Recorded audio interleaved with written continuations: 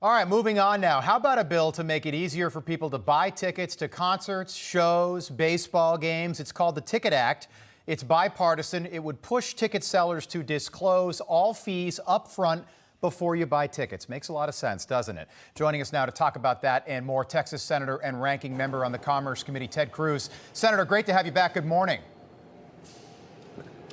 Rob, great to be with you. Thanks for having me. So how about this? A bipartisan bill that makes a whole lot of sense. Take us through it. Well, sure. Look, all of us enjoy going to sporting events, going to baseball or football or basketball games or going to concerts. And all of us have been frustrated by the experience that you go online to buy a ticket and you go and you select where you want to sit. You go through it and through it and through it. And then at the end, boom, you get hit with massive fees. The data show that the add-on fees at the end of the process are anywhere from 21% to 58% of the total cost of the ticket. And that's outrageous. It's not fair to consumers. So I've introduced this week legislation called the Ticket Act. I've teamed up with Maria Cantwell, who is the Democrat from Washington State. She's the chairman of the Senate Commerce Committee. I'm the ranking member, the senior Republican on the Commerce Committee. The two of us are doing it together. And this legislation requires that ticket brokers disclose the total cost up front, so you can see right at the beginning how much it's going to cost you. You don't get surprised at the end. What the legislation also does is it addresses the practice of speculative tickets. This is a practice that some brokers do where they'll sell you a ticket, say to a baseball game, right, except for the fact that they don't actually have a ticket to that game. And then they go out and try to buy one and tell you, hey, you know, the seat you thought you bought, that wasn't available, but here's this one. And what the Ticket Act requires is if you're going to do that, you got to disclose that up front as well, that it's basically buying an option on a seat. That's different from buying an actual ticket, and so that should be disclosed to consumers. Such a good point, something everyone can relate to. We've all been there. It's a total racket. Hopefully Joe Biden doesn't veto this when it reaches his desk, sir. Joe Biden announced that he's running for president again this week. Look, Biden might not be fit to serve right now, Senator, at age 80. How concerned are you about what this could look like when he's 84, 85, 86 years old? Yeah. Look, he's not remotely fit today. The degree to which his mental capacities have diminished is really staggering right now. The White House keeps him hidden in the basement all day long. During the campaign, assuming he follows through and runs for president, I assume he'll never leave the White House, that it'll essentially, they'll keep him locked in that same basement where they keep him. And one of the things it means is that in many ways, this is an election about what you think about Kamala Harris as president, because if, God forbid, Biden were to win, I don't think he will, but if he were to win, the actuarial tables tell us there's a very real possibility that he doesn't last 4 more years as president, which means we could wake up with President Kamala Harris. That truly would be disastrous. Can you imagine Kamala Harris sitting across from Putin or from Xi and just cackling? We need a serious commander-in-chief. We need a serious leader. And I think the American people are ready to change course from the disastrous course we've been on the last 2.5 years. Yeah, what a good point. Take a look at, this is Joe Biden yesterday. He's holding a quote-unquote press conference. I want you to take a look at what's in his hand. Now we're going to take some questions. The first question is from Courtney of the Los Angeles Times. Thank you, Mr. President. All right, and he's got a cheat sheet. He calls on a reporter from the Los Angeles Times. It's got her name there. It's got the question that she's going to ask him. Senator, you ran for president. If you were elected, could you imagine somebody on your staff telling you who to call on?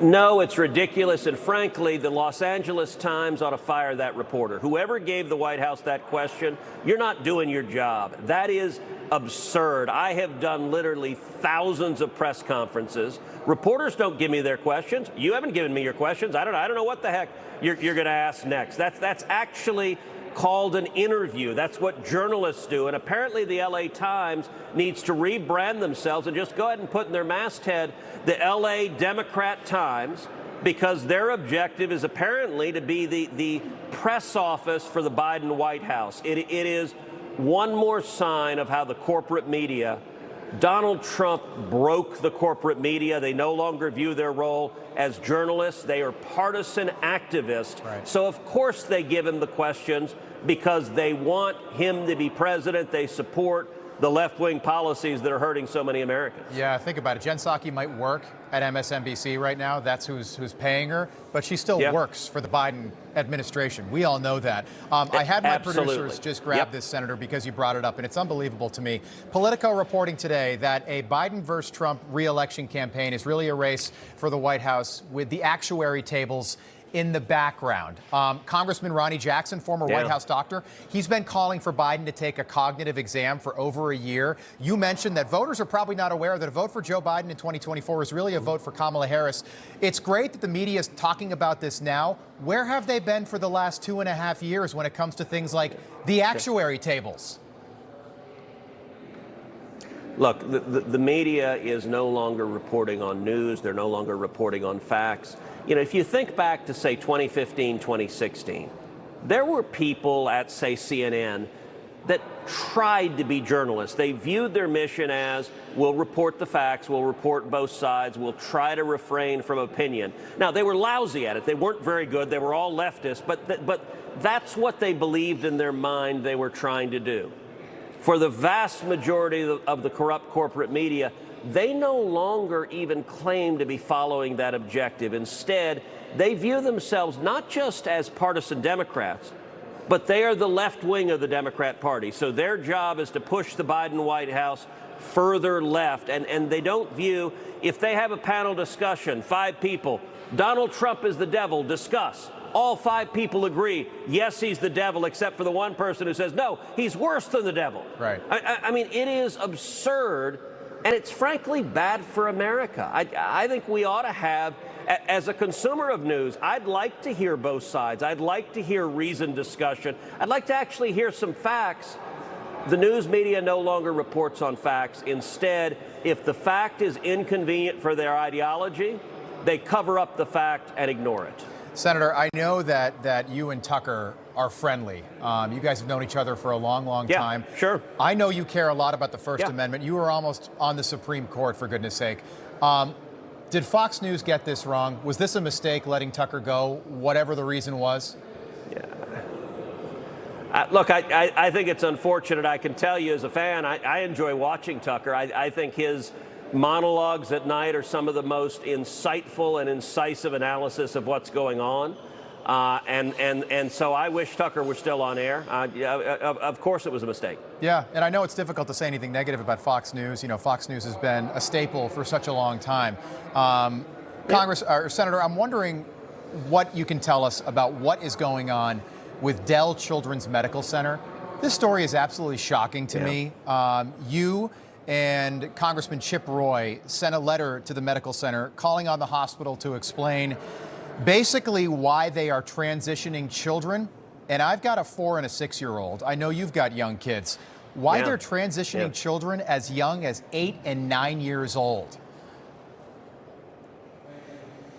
Well, listen, this is tragically something that's happening all over the country. Dell Children's Medical Center is based in Austin, Texas. Heidi and I used to live in Austin. We've taken our girls to Dell. They're a phenomenal institution. And last week, Veritas went undercover and got them on film explaining their policy is they will give puberty blockers and suppressors to children as young as 8 years old. And I just think that's horrific. I think a child that is 8 years old does not have the maturity to make permanent life-altering decisions.